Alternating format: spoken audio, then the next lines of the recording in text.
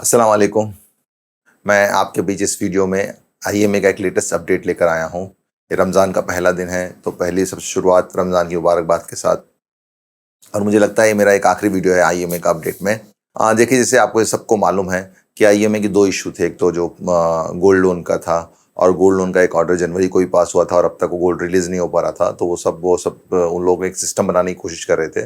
वो सिस्टम पूरा बन गया और मुझे लगता है 1 तारीख के दिन उन लोगों ने एक वेबसाइट में एक मैसेज भी दे दिया है कि आप लोग पेमेंट कीजिए और पेमेंट करने के बाद अपने गोल्ड को रिलीज़ करा लीजिए। और उसमें जो डेट दिया है लिंक के साथ, वो 6 अप्रैल तक दी है।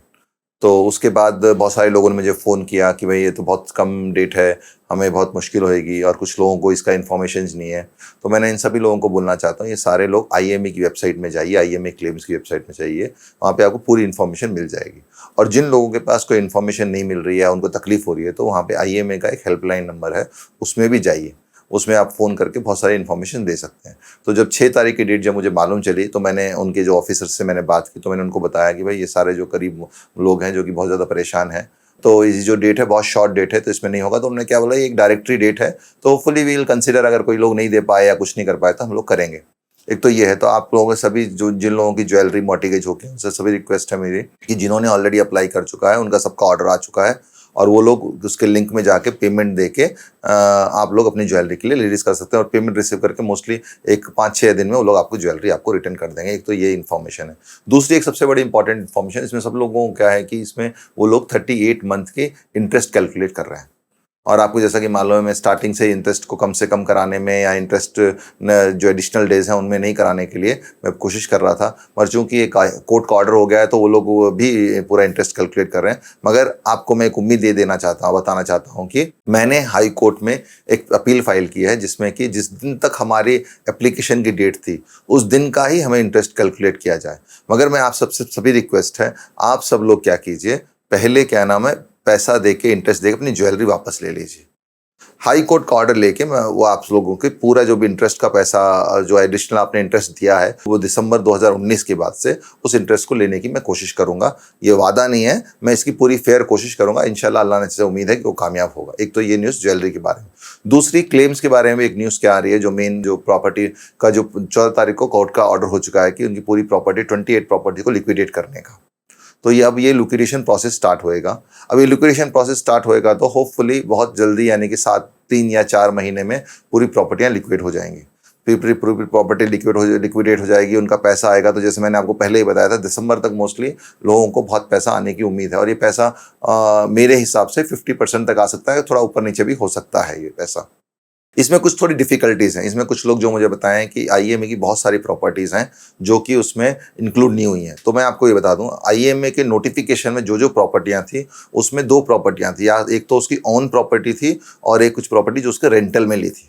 तो जो रेंटल की जो प्रॉपर्टीज़ हैं, वो प्रॉपर्टीज़ उन्होंने टेनेंट को वापस कर, ऑनर को जो वापस कर दिया, और उन्होंने जो डिपॉजिट दिया था आईएमए ने, वो डिपॉजिट वापस ले लिया। तो वो प्रॉपर्टियां इसमें इंक्लूड नहीं है। हम लोगों को क्या रहता है कि जो भी पूरी प्रॉपर्टी थी, वो पूरी प्रॉपर्टी उसी की प्रॉपर्टी, ऐसा नहीं है। कुछ प्रॉपर्टी उसकी रेंट पे थी, वो प्रॉपर्टियों का ऐसा है।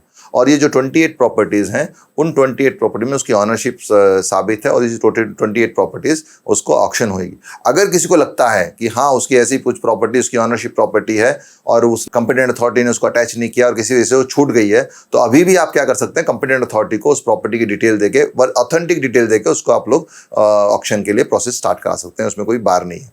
फर्स्ट चीज़। दूसरी चीज़ क्या है, कुछ लोग मुझे बोले कि एलएलपी जो लोग हैं, उस एलएलपी कंपनी वालों को, में जिन्होंने इन्वेस्ट किया है, उनको पैसा नहीं मिलेगा, उनका कुछ मुश्किलें आने के चांस है। तो मैं आपको बता रहा हूँ, शुरू से मैं आपको बता रहा हूँ कि भाई एलएलपी रहने दो, चाहे कोऑपरेटिव सोसाइटी रहने दो, या कोई भी और तरीके से रहने दो, उसमें जिसने भी पैसा इन्वेस्ट किया वो पैसा पूरे तरीके से आएगा। उसमें कुछ लीगल डिफिकल्टी अंडरस्टैंडिंग में कुछ हो सकती है, और कंपिटेंट अथॉरिटी पूरे ईमानदारी से उस पर काम कर रहे हैं, और होपफुली पूरा आप लोगों को पैसा मिलेगा, चाहे एलएलपी वाले हो चाहे कोई वाले हो। तीसरी एक और जो इन्फॉर्मेशन जो आ रही है कि ईडी वाले जो हैं, वो ईडी वाले इस प्रॉपर्टी के में कि वो लोग कुछ भी क्लेम कर रहे हैं कि भाई ये प्रॉपर्टी अटैच होनी चाहिए और गवर्नमेंट को जानी चाहिए। तो इसके लिए कंपिटेंट अथॉरिटी, क्योंकि लॉ के अंदर वो कंपिटेंट अथॉरिटी जिम्मेदार है सारी चीज़ों के लिए, तो कंपिटेंट अथॉरिटी उसके लिए पूरे तरह से सफिशिएंट स्टेप्स ले रहे हैं उसके प्रोटेक्शन के लिए। और वो जरूरत पड़ेगी तो वो हाई कोर्ट में भी रिट पिटिशन फाइल करके ईडी के खिलाफ उस प्रॉपर्टी के ऊपर उनका क्लेम को निगेट करेंगे वो लोग। तो ये सब इन्फॉर्मेशन मैं आपको देने का मकसद सिर्फ ये था कि आप लोग परेशान नहीं हुए और इधर उधर फ़ोन करें, और मेरे को फ़ोन आप ना करें बार बार, क्योंकि जितनी इन्फॉर्मेशन मुझे, जैसे आपको मालूम है उतनी इन्फॉर्मेशन मुझे मालूम, और मुझे आपसे कम इन्फॉर्मेशन मालूम रहती है, क्योंकि मैं हमेशा उसके IMA के पीछे नहीं रहता।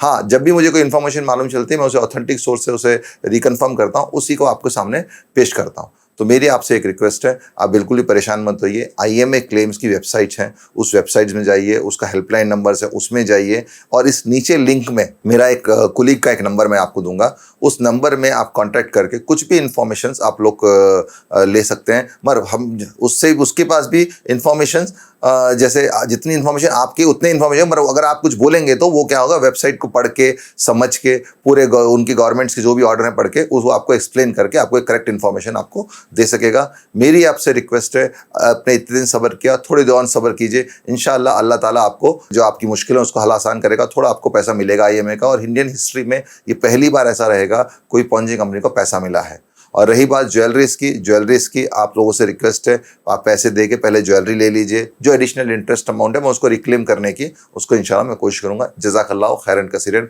रमज़ान अच्छे ढंग से गुजारिए, और जो हालात हो रहे हैं मुसलमानों के ऊपर हिंदुस्तान में, पूरी दुनिया में, उनके लिए खास दुआएं कीजिए। जज़ाकल्लाह।